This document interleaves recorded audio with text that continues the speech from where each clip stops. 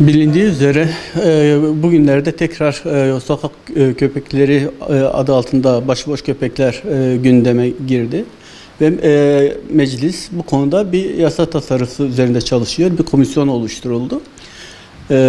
Şimdi komisyonun hazırladığı rapora baktığımızda medyada bu başıboş köpeklerin sokaklarda tutulmasını savunanların iddiasıyla pek örtüşmeyen bir tasarı karşımızda.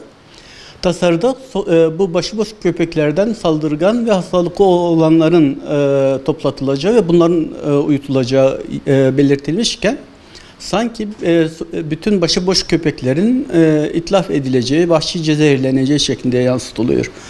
Oysa yasa tasarısı sadece hastalıklı köpeklerin, saldırgan köpeklerin uyutulması üzerinde duruluyor.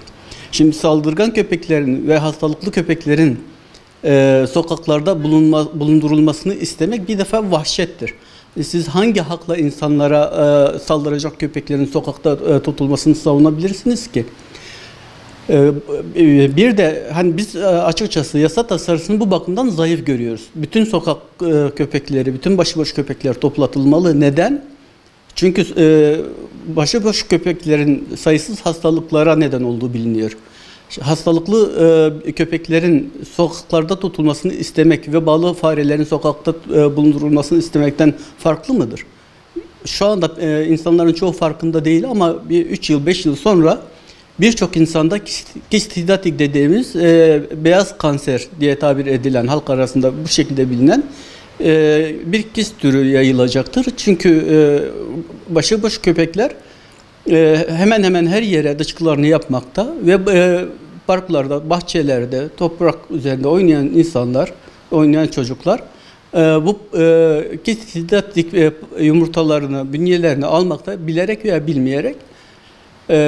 Böyle olunca o kistidatik 3 yıl sonra, 5 yıl sonra insanlar, hatta daha uzun vadeli şekilde de olabilecek şekilde insanların vücudunda, beyninde, ciğerinde hastalıklara neden olacaktır. Bunun dışında köpeklerin başkaca hastalıkları vardır, sayısız hastalıkları vardır.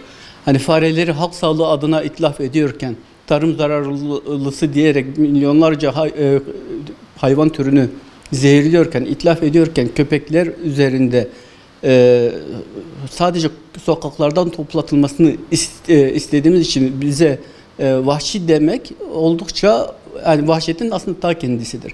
Hem insanlığa düşmanlıktır hem yaban hayatına düşmanlıktır. Çünkü sokak köpekleri istilacı bir türdür. Doğada sayısız hayvan türünün yok olmasının sorumlusudur. Bu konuda BBC'nin veya başka üniversite akademik çevrelerin yapmış olduğu çalışmalar var ve bu çalışmalara Google üzerinden veya başka arama motorları üzerinden rahatlıkla ulaşılabilir.